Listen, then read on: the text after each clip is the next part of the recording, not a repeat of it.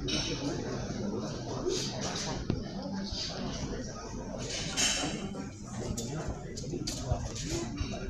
diangkat 61 orang, Yamawan 8 orang, LBH 2 orang, karyawan 28 orang, honorer 14 orang. Totalnya adalah 123 orang. Dengan catatan kami laporkan bahwa info pabrik yang juga kami undang tidak dapat hadir pada acara ini karena sedang melaksanakan RAT di Makassar. Saya tahu dan RAT jauh sekali di Makassar. Halal DPP Kompas ini acaranya kita susun sebagai berikut. Setelah pembukaan dari kami, sambutan nanti dari kami harapkan perkenan Bapak Ketua Umum DPP Polri untuk memberikan sambutan. Kemudian acara ketiga adalah tausiah halal bihalal dengan tema hikmah halal bihalal dan silaturahmi yang akan disampaikan oleh Majen TNI Purnawirawan Dr. Haji Ahmad Yani Basman dengan doa juga disampaikan oleh Pak Ahmad Yani. Acara penutup yaitu acara halal bihalal dan Ramadan. Pada kesempatan ini nanti pada saatnya Ketua Umum, Wakil Ketua Umum dan seluruh anggota pengurus menuju ke ruangan aula untuk menerima halal Sekjen dan seluruh pengurus DPP Bupati serta seluruh karyawan keluarga besar Bupati, DPP Bupati serta anggota Yamawan ya. Yang pertama tentunya mari kita tidak pernah berhenti untuk memanjatkan puja dan puji syukur kehadirat Allah Subhanahu wa taala. Alhamdulillah hari ini hari Selasa tanggal 23 April kita bisa berkumpul kembali setelah menjalani cuti selama 2 minggu ya. Jadi bersama ya. Jadi itu yang pertama saya ingin menyampaikan selamat merayakan Idul Fitri. Selamat Idul Fitri 1445 Hijriah. Mohon maaf lahir dan batin. Saya berharap Idul Fitri 1445 Hijriah ini menjadi awal dari kinerja kita ke depan Bupati yang lebih baik lagi. Jadi bersamaan lagi. Mengapa saya katakan ini? Karena bersamaan pula hari ini kemarin kita mendengar keputusan MK tentang proses demokrasi, proses pemilu pilpres. Artinya apa? Drama politik pilpres sudah berakhir, selesai sudah.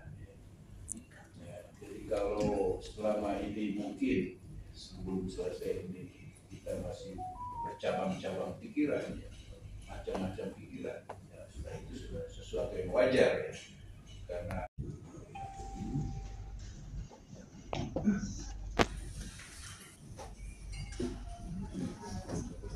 Bismillahirrahmanirrahim.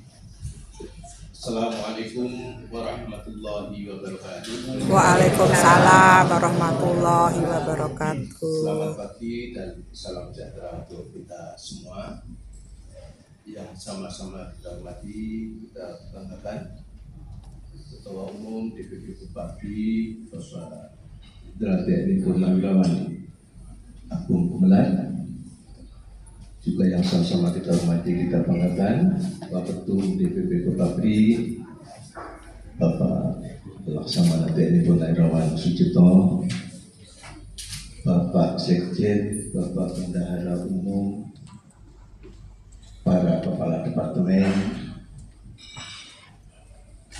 koordinator staf khusus, ketua Yamawan, ketua LBH, bapak-bapak, ibu-ibu yang tidak saya sebut satu persatu tanpa mengurangi rasa hormat kami. Sekali lagi, marilah kita panjatkan puji syukur kepada Allah Subhanahu wa Ta'ala, karena hanya atas karunia lah semua yang kita nikmati ini memang datang dari Allah Subhanahu wa Ta'ala. Marilah kita manfaatkan sebaik-baiknya untuk jalan menuju kebaikan. Bapak Ibu sekalian, saya mohon izin untuk melaksanakan tugas kami untuk menyampaikan tausiah singkat kurang lebih 15 menit. Hari ini memang hari yang patut kita maknai sebagai hari yang penting, dan kegiatan ini yaitu tadi diberi judul hikmah halal bihalal dan silaturahmi. Sebetulnya kalau nanti bicara halal bihalal dan silaturahmi, tadi ada contoh yang tepat, yang pas disampaikan oleh Bapak Ketum tadi. Sebetulnya hidup itu selalu ada dinamika, dan Idul Fitri, puasa Idul Fitri, halal bihalal itu bagian dari menata kembali sesuatu yang bisa saja dipersiapkan di tengah jalan. Dinamika kehidupan bukan hanya pemilu, banyak itu, makanya menjadi sistem. Saya sampaikan, puasa itu sistem, datangnya setahun sekali, lamanya satu, adalah sesuatu yang sebetulnya historis, tapi sebetulnya substansial. Halal bihalal itu adalah sesuatu yang perlu kita ingat sebagai sesuatu peristiwa historis sebetulnya, tapi substansinya juga silaturahmi. Itu masih sama sebetulnya ketika halal bihalal ini tidak dikenal di Arab pun tidak dikenal, bahkan tetangga kita komunitas Melayu, Malaysia, Brunei itu juga tidak mengenal, tapi tertarik melihat itu. Jadi memang halal bihalal sangat spesifik kearifan lokal atau kearifan nasional yang ada di Indonesia.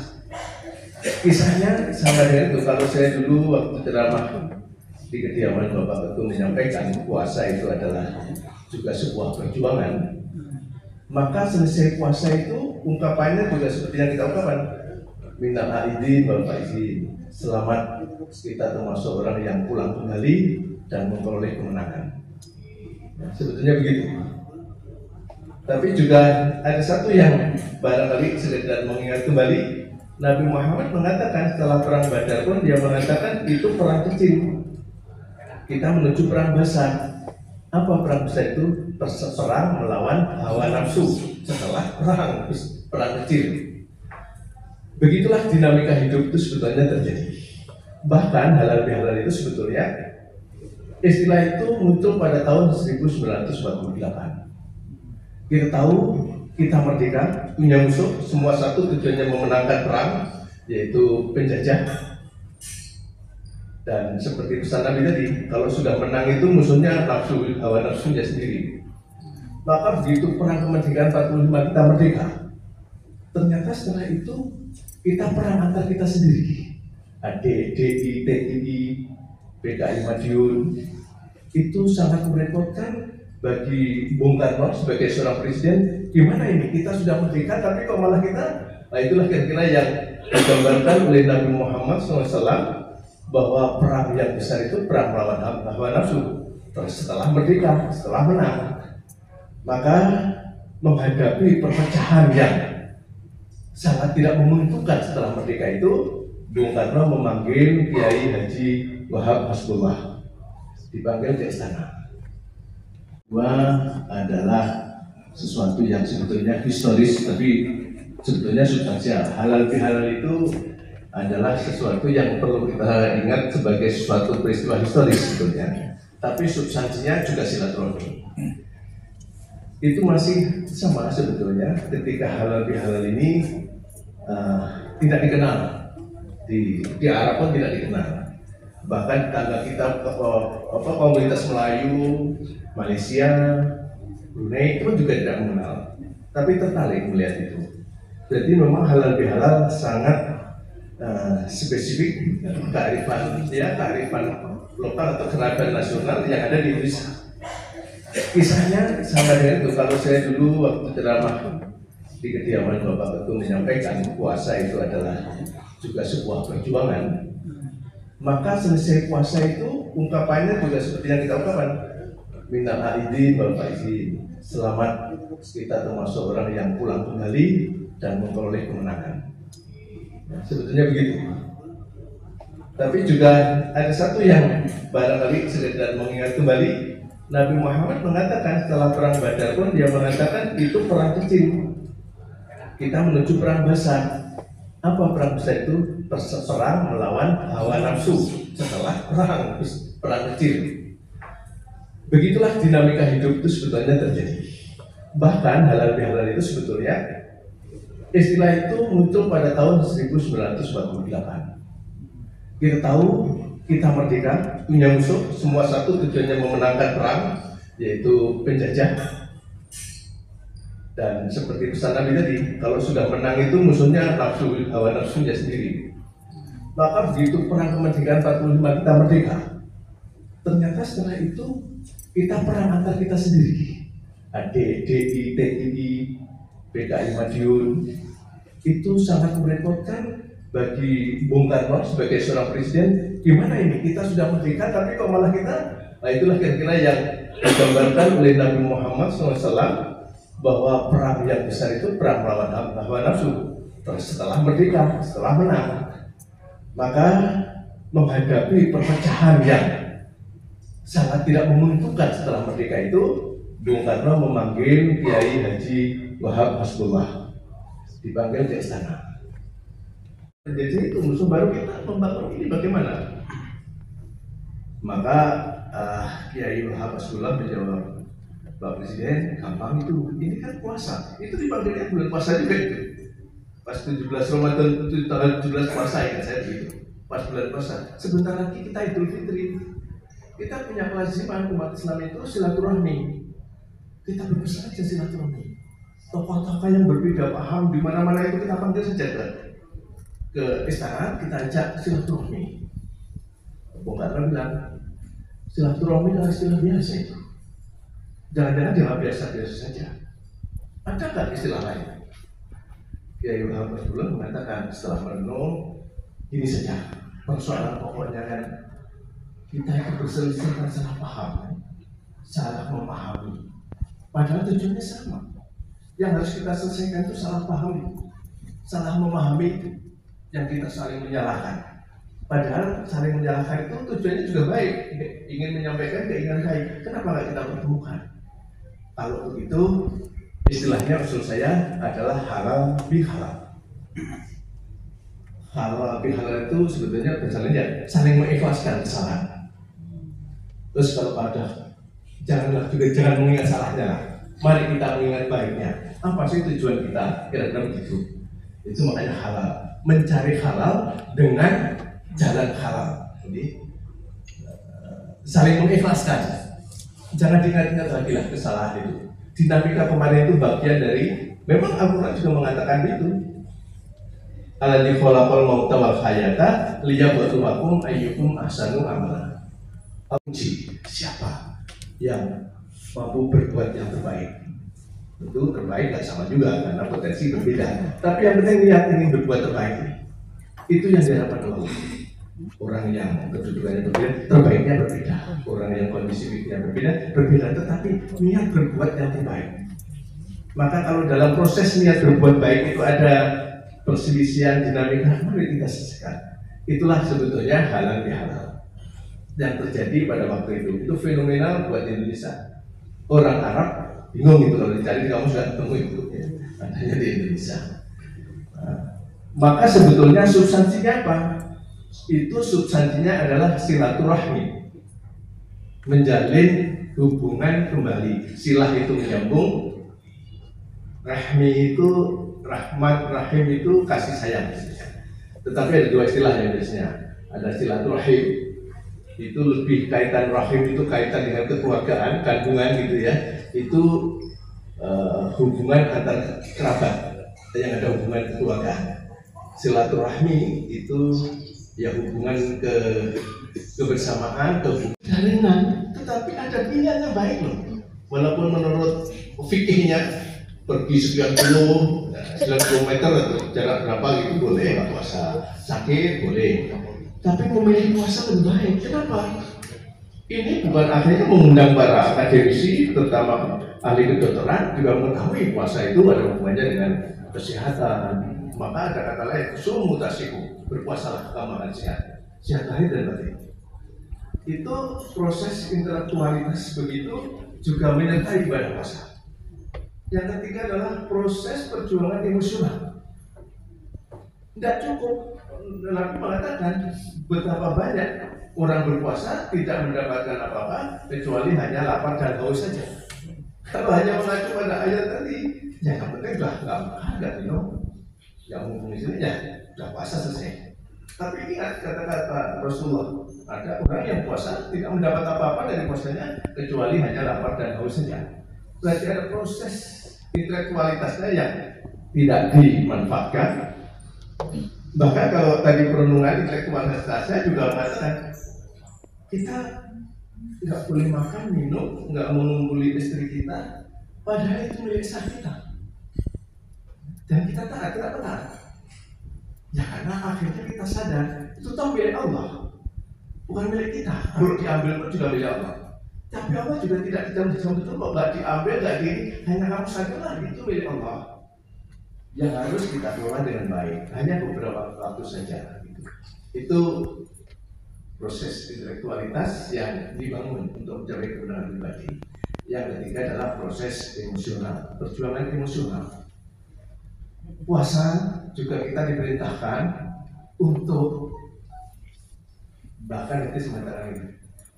Allah nggak peduli itu lapar hausnya orang berpuasa kalau dia masih tidak mampu menjaga perkataan dan perbuatannya yang masih menakutkan orang lain, masih menimbulkan persoalan, membuat persoalan kegaduhan, tidak ada artinya itu. Nah ini penjelasannya lagi, ini persoalan emosional. Bahkan persoalan dikemukakan yang terbesar adalah sabar. Ya, bahwa as-saumu nisfus sabri. Puasa itu separuh urusannya sabar, pengendalian. Di dalam hadis yang lain itu Rasulullah mengatakan mengacu pada diskusi, kumpulkanlah kalau kamu ingin berjuang, kumpulkanlah 2 orang. Kalau kamu ingin berperang, dia bilang 20 orang prajurit yang sabar, dia akan bisa mengalahkan 200 prajurit yang lain. Kumpulkanlah 200 orang prajurit, dia akan bisa mengalahkan 1000 prajurit yang lain. Ternyata perang pun di baliknya ada kesabaran. Saya kira Bapak Ibu sudah sangat paham gitu ya. Walaupun tampaknya perang dan itu, tetapi di balik itu kan kesabaran tahan diri, kesabaran untuk tidak menyerang sebelum ada perintah, kesabaran untuk ini. Semuanya ada kok di tangan kita. Peluru ada, senjata ada. Ternyata maaf ya, saya ini puasa. Ini juga bertanya, kok sedemikian tenangnya orang mengatakan ditantang-tantang sulit puasa. Ini digambarkan indah di dirinya, mungkin juga indah buat orang lain. Musuh kita pun bisa tertegun itu. Masya Allah, saya sudah mau menyakiti begitu, sudah tantang lawan ini, dia sanggup dengan sabarnya menghadapi itu. Dan sabar itu karena itu penting, tadi dikatakan penting, itu dikatakan apa dijelaskan, as-sabru inna syatmatil ula. Sabar itu harus muncul pada pukulan pertama. Jadi kalau ada orang tantang berkelahi, boleh itu ditantang atau barangkali orang serempetan jalan atau apapun, sabar itu harus muncul pertama. Kadang-kadang ada juga Bapak Ibu, orang ada perselisihan, kemudian ngumpuli orang sampai babak belur gitu, dia ngomong itu, untung saya sabar. Kalau nggak sabar sudah mati kamu. Itu masih ngaku sabar Pak. Padahal musuh sudah babak belur itu kan buatan. Untung saya sabar. Kalau nggak sabar mati kamu. Itu tentu bukan itu yang disabar. Sabar itu harus menjadi kondisi. Oleh karena itu kalau dikatakan puasa ala tatakun menjadi orang yang bertakwa, sebetulnya kelengkapan tadi takwa itu antara menjaga keyakinan kepada Allah, tidak ada perintah Allah yang menyesatkan kita. Meski berat, itu kemenangan spiritual. spiritualitas tadi. Kemudian kita menyadari betul bahwa dalam proses kehidupan kita sadari betul, seperti yang dijelaskan Pak Ketum tadi, bagaimana sih kita memahami persoalan ini? Itu terjadi dan terjadi, kenapa harus berpanjang-panjang? Itu proses kecerdasan yang memungkinkan orang menjadi bangkit kembali. Diharapkan Idul Fitri itu bangkit kembali dari hal yang menyibukkan diri dalam tersebut. Secara emosional kita ya menjadi orang yang lebih tertata hatinya. Ya, apa sih yang menyakitkan orang lain yang kita tidak suka, orang lain itu tidak suka? Itulah kemenangan individual. Berikutnya adalah kemenangan sosial. Kemenangan sosial itu dibangun oleh kemenangan individual. Keterpaduan orang-orang individu yang seperti tadi. Sebab orang yang seperti tadi juga ada gunanya kalau hanya di rumah saja. Karena Allah membentuk orang yang semacam itu mencapai mempunyai kepedulian sosial. Bukan itu yang dikehendaki Allah. Maka hadirlah orang-orang yang memiliki kesolehan individual tadi bergabung menjadi kesolehan sosial, bangun bareng-bareng. Oleh karena itu diharapkan orang Idul Fitri itu bukan terminal akhirnya orang berpuasa. Sudah selesai merdeka bulan. Idul Fitri adalah justru terminal awal untuk mengamplifikasi, memperluas, memaknai, mengimplementasikan hasil kemenangan kita di bulan Ramadan tadi. Dengan demikian saya kira kita bisa memahami ketika Bung Karno sampai begitu mencari istilah halal bihalal, karena negeri ini butuh kebersamaan, butuh kerukunan, butuh kedamaian. Bahkan silaturahmi, mungkin saya tambahkan dikit, silaturahmi itu, jaringan silaturahmi itu bukan hanya sesama manusia, karena semua yang dihadirkan oleh Allah di tengah-tengah kita, yang hidup, yang mati, binatang apapun, itu sengaja dijadikan Allah bagian dari kita ini. Harus itu bagian kita. Binatang pun yang tidak tahu, tidak suka, itu bagian yang dijadikan Allah. Tidak punya hak kita untuk menendang-nendang binatang yang kita tidak suka. Dia ada porsinya di tengah-tengah kita. Ya. Bahkan dikatakan ya, semua yang di langit itu sebenarnya tasbih kepada Allah. Kita aja nggak tahu bagaimana tasbihnya. Binatang mungkin kalau ayam ya pagi berkokok itu barangkali itu sama dengan kita sedang bangun sholat subuh barangkali. Ayam binatang mengaum atau apapun lah, angin bergerak, itu bagian dari tasbihnya. Dan bahkan binatang begitu. Dikisahkan satu saat Nabi Muhammad SAW sedang jalan. Kemudian di rumah orang itu diikatlah seekor rusa. Ketika Nabi Muhammad lewat, rusa itu bergerak-gerak yang intinya Nabi Muhammad sangat paham, karena Nabi Muhammad tentu diberi satu kemampuan komunikasi tersendiri. Dia ambil itu rusa ini. Kemudian rusa itu bilang, ya Muhammad, maukah kau menolong saya? Ada apa? Tolong, bagaimana caranya saya kembali ke hutan? Karena di sana itu ada anak saya yang sedang butuh menyusui saya. Loh, ceritanya gimana kamu di sini? Kami ditangkap oleh tuan rumah ini, dan saya ditangkap di padang, saya meninggalkan anak saya di hutan. Tolonglah. Kemudian Nabi Muhammad memberitahu tuan rumah, bolehkah? Karena kan nggak semua orang paham. Diajak ngomong belum paham. Rasulullah menggunakan bahasa tersebut. Bolehkah saya pinjam rusanya? Wah, kalau Rasulullah berkenan, mau silahkan. Karena Rasulullah yang punya. Maka dibawalah rusa ini datang ke kemana anaknya dibawa. Kemudian ternyata hidup ini menyusui menyusui anaknya ini sampai akhirnya terpenuhi kebutuhan ini. Anaknya bahagia, hidupnya bahagia. Balikan oleh Tuhan, ini dosa Anda, karena ini hakmu, kamu boleh kok begini. Tapi begitu Rasulullah mau pulang, rusa ini seperti rasa keberatan. Itu mungkin itu namanya rohim dari kasih sayang itu. Nggak mudah terurai. Kemudian melihat itu Rasulullah balik lagi.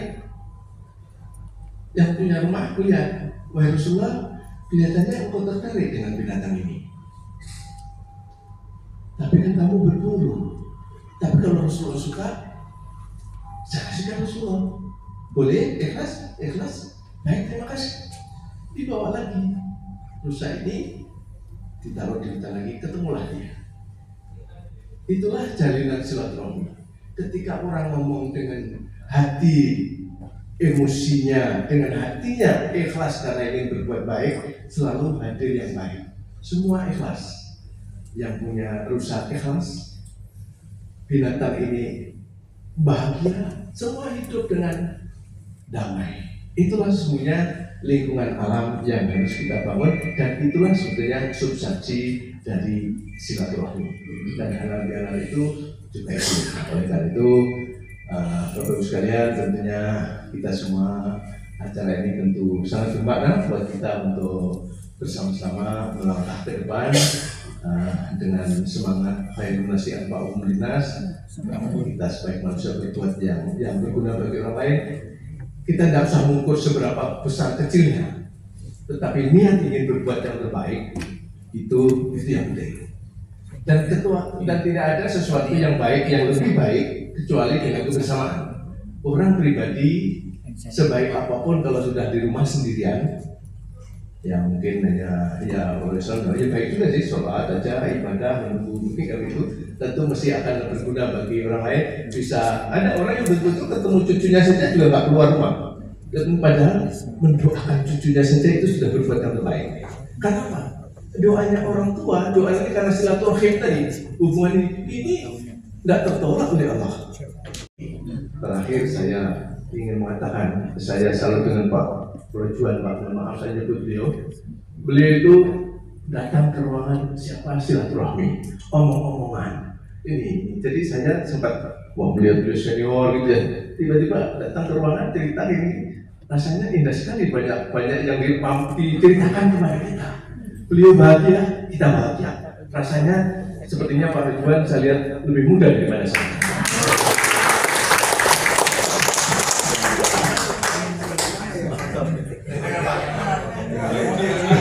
Mohon maaf Pak Ridwan, ada yang tanya Pak Ridwan yang mana itu?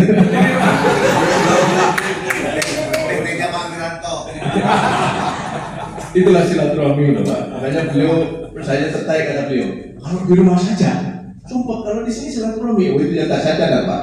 Kata-kata itulah sebetulnya substansi silaturahmi itu. Itulah maka digambarkan oleh Rasulullah, orang yang Idul Fitri kembali pada fitrahnya itu kawalat dan hukum. Dia lahir dengan fitrahnya, dengan sucinya seperti anak yang baru dilahirkan oleh ibunya. Jadi Pak Ridwan, kalau saya melihat Bapak hari ini seperti bayi gitu Pak. Kita diharapkan kalau sudah Idul Fitri itu melihat sama teman itu seperti dengan bayi gitu ya. Ada orang melihat bayi itu di sini ingin apa ya? Ingin memeluk, gendong, gitu ya. Bahkan semua yang keluar dari bayi itu tidak ada yang bertolak, tidak ada yang ya, bahkan saya itu pernah mau undangan manten ya, teman saya menghampiri melihat anak saya kecil bayi digendong sambil kita kan dandannya belum selesai, dia nunggu yang gendong bayi saya tiba-tiba dikencingi. Itu alhamdulillah anak bayi saya nggak dibanting Pak. Saya minta maaf, udah apa-apa, ini berkah, dan kencingi bayi, berkah Pak. Coba yang kencingi bapaknya bayi. Demikian Bapak Ibu sekalian, mudah-mudahan hikmah halal bihalal dan silaturahmi membawa stamina, semangat baru buat kita untuk apa yang bisa kita lakukan melalui organisasi ini yang tentu kita paham visi misinya tentu bertujuan baik. Mohon maaf apabila yang tidak berkenan dan kami akhiri. Mari kita akhiri dengan doa. Mengajak kepada yang beragama Islam mengawali dengan membaca kitab Al-Fatihah. A'udzubillahi minasyaitonirrajim. Bismillah. Alhamdulillahirabbil alamin.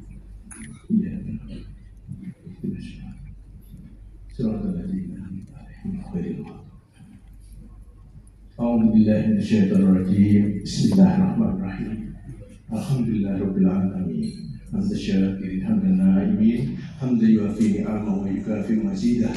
Ya Rabbana lakal hamdu kama yanbaghi li jalali wajhikal karim wa azimi sultanik. Allahumma shalli ala sayyidina Muhammadin wa ala alihi wa sahbihi ajma'in. Amin. Ya Allah, Tuhan yang Maha Pengasih lagi Maha Penyayang.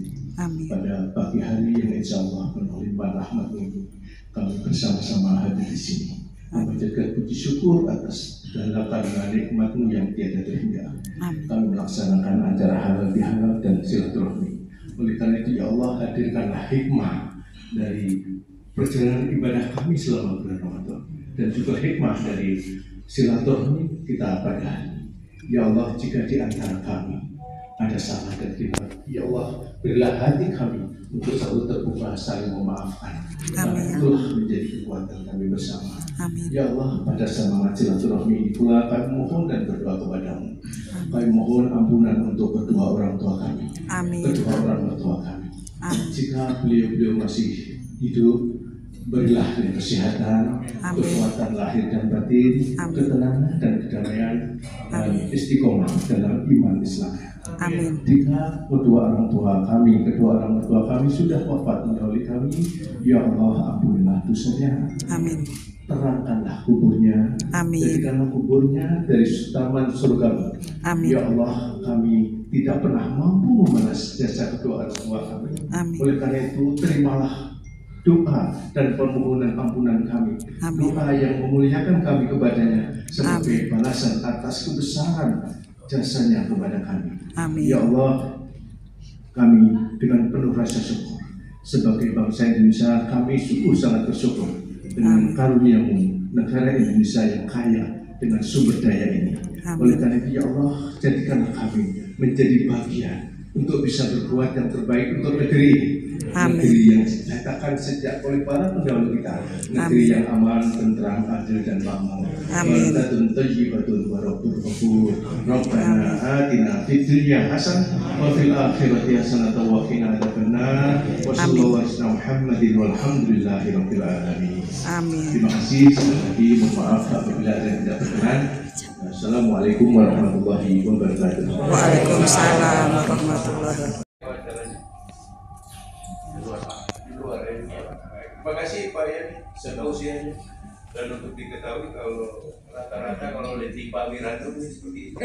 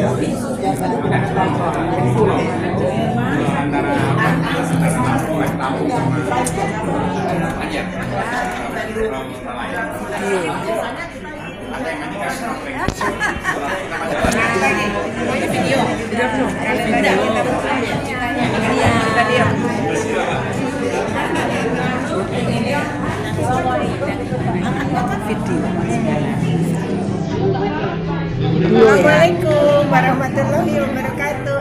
ABH kita hari ini di pabrik. Di alam. Hawaii. Terus. Ah, tadi. Udah habis ya? Entah ya? Oh masih. Oh masih ada. Udah kena lah nanti sih pindah. Dan foto video. Oh video. Panjang kan sampai ke belakang ya Pak ya.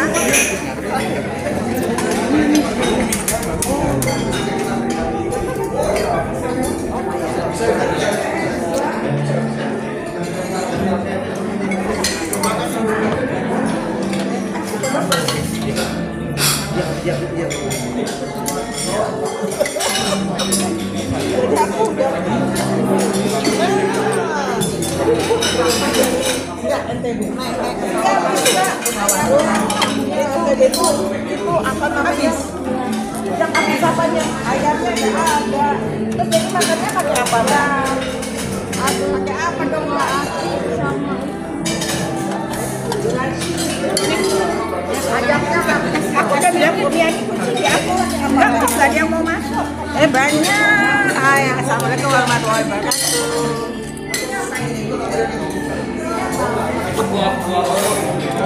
Ayamnya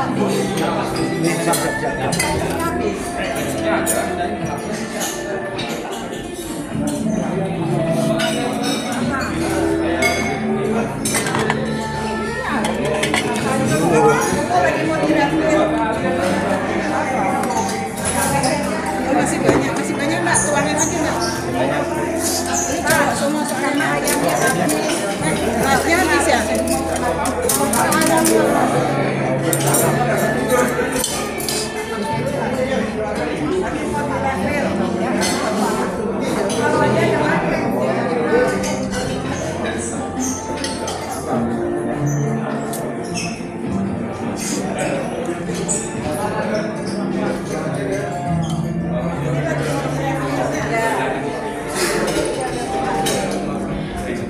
Ibu numpang dulu, Bu.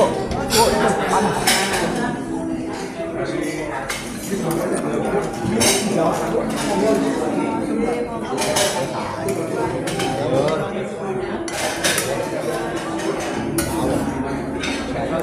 Banyak sih.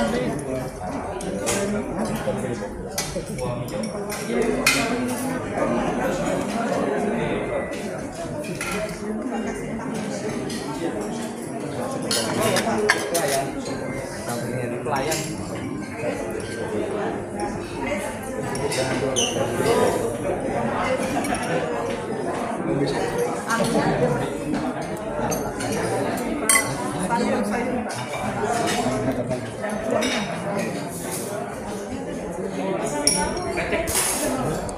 Terus. Mau masuk deh.